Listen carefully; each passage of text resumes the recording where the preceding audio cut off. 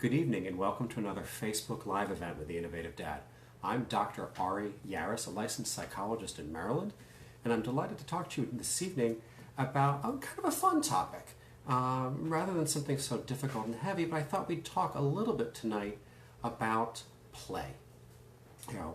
Play is something that we think of sort of abstractly often. It's what, fills our kids' lives. It's like, Mommy, I don't have anything to do. Oh, well, go play. We sort of think of this thing that just sort of keeps our kids occupied when they're not in school and when they're not doing something in the house to keep the household running, or they're not in meals or going to a family event or whatever it is. But it's sort of this abstract, amorphous concept that we don't really spend a lot of time thinking about as parents in terms of what kind of play our kids should be engaging in, or even why we should be encouraging them to play. And I think, to spend a few minutes today just really highlighting the importance of play and the things that we as parents should know about play to just sort of help us understand better how it fits into the lives of our children and how to be supportive of it in a way that can be beneficial for them, rather than thinking of play as something we send the kids to do so they're not in my hair at this particular moment. Go play in the basement. Daddy's trying to get dinner made, or what have you. So I want to talk about a few things in terms of what play can do to help out your child. So something we need to be very clear about is that kids learn through their play. They pick up cognitive skills like math and problem solving if they're in a pretend grocery store or pretending that they're shopping somehow. Play helps build physical abilities, whether they are trying to balance things or if they're jumping or running or any kind of physical activity. It helps grow their vocabulary because they're trying to figure out, how do I explain what I'm doing? What's the word that I need to use to pick up this particular toy? This is a steam engine and not a diesel engine. All of a sudden our kid now knows steam versus diesel. And it's just adding new vocabulary, building that general fund of knowledge that they need to have in order to be successful in this world. It certainly builds social skills when they're playing with another child, whether that's a sibling or a friend, and it gives them an opportunity to build skills around cooperation and sharing and things like that. Now, it's very important to note that play is healthy. Play helps children grow strong and healthy. It can counteract obesity, which is something as a parent we're all worried about, our kids becoming too stationary as they're sitting in front of the TV and not moving. And I want to be clear, sitting in front of the TV is not play. It's not interactive. Video gaming, on the other hand, that is play, and there are certainly benefits to playing video games, and there are difficulties to playing video games. So that's probably a deeper topic for another night. Play is something that can be used to reduce stress. It helps kids grow emotionally, and it's an area where we still need to learn a little bit more about how it does this. But there's been some studies where young children with disruptive behavior were assigned to play regularly one-on-one with a teacher, with the adult letting the child take the lead, and this relationship building really seemed to help bank some time for them in terms of storing up warm relationship building moments. And compared to a control group in that particular study, the children showed improved behavior, and they also showed a measurable reduction in cortisol, which is a stress hormone that builds up in the body when you're involved in a stress situation. Something else that we should know about play is that it can be simple and it's complex. There are many different kinds of play.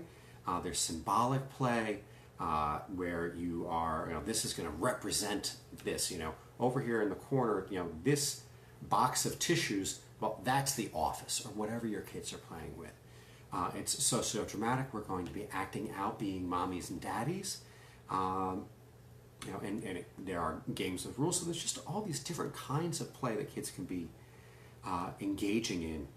And when we're doing research about play, we're looking at all of these different aspects of it and trying to understand better how children learn through play and how, for example, outdoor play impacts a child's health, or what the effects of on-screen time on play. And certainly there's been a lot of talk lately about the need for recess in the school day and giving those breaks for movement. Now, as a parent, it's really important that you make time for play. As the parent, you're the biggest supporters of your children's learning. And, you want to make sure that they have that downtime to play, to grow. Now, not because necessarily you want them to be relaxing, that we're talking about it in terms of downtime, but because it's going to be promoting cognitive and language and physical and social and emotional development, which is really important in your child.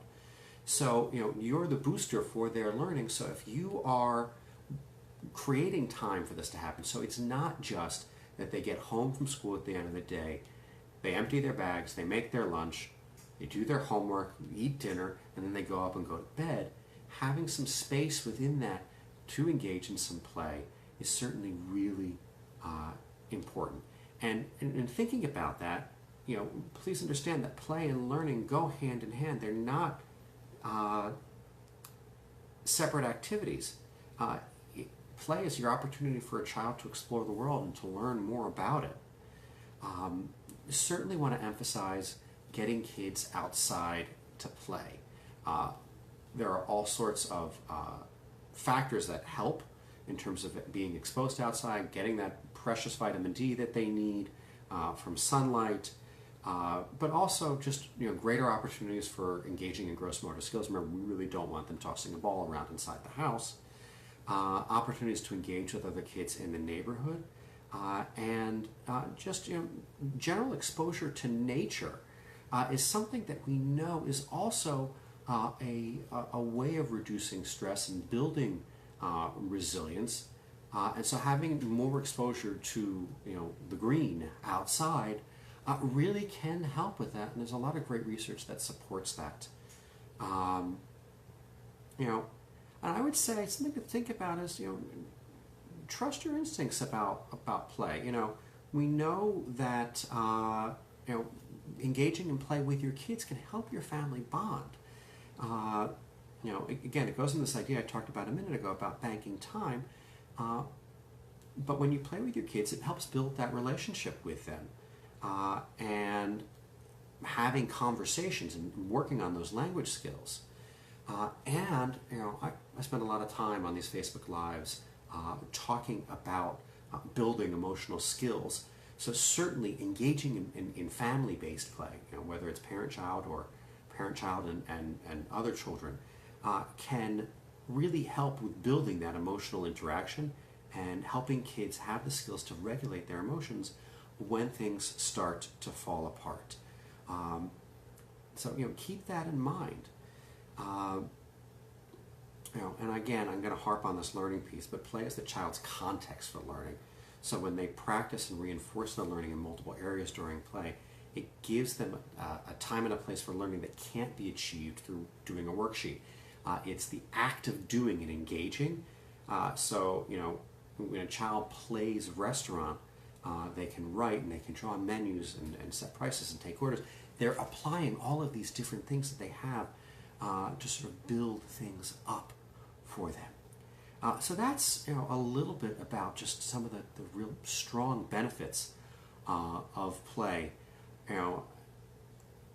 I think it's something that's really important to help cultivate, and to cultivate different kinds of play activities, and making sure in particular that you're not falling into gender stereotypes when you're encouraging play. So don't just send the girls off to play with the dollhouse and the boys off to play with blocks.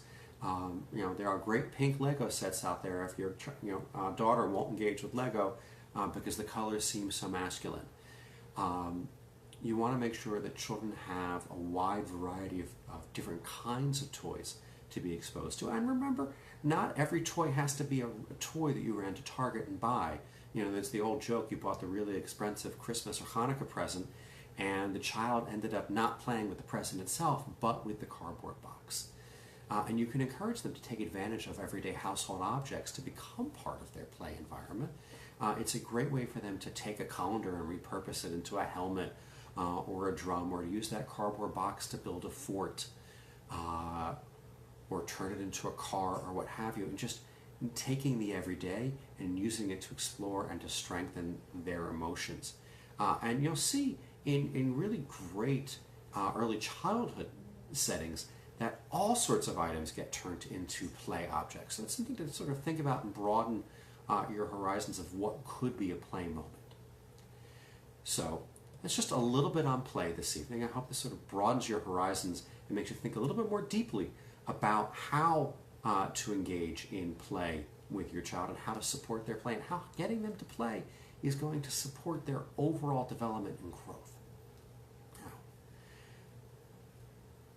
appreciate you joining me this evening for this chat, and I want to let you know that if you like the materials that you're hearing here, you can visit my website, which is www.ariaris.com, and there you'll see a link to an online class that I'm offering that will allow you to explore and to learn more about dealing with temper tantrums and other disruptive behaviors, and give you some hands-on skills to tackle temper tantrums, to understand why kids are having difficult behaviors, develop the skills to be an emotion coach for your child, and it gives you a bunch of really practical strategies, parenting strategies that develop kid habits. So again, that's available on my website, www.ariaris.com, and follow the link for online courses.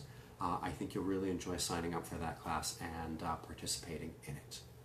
So once again, this has been Dr. Ari Aris for The Innovative Dad. Thank you for joining me this evening, and happy parenting.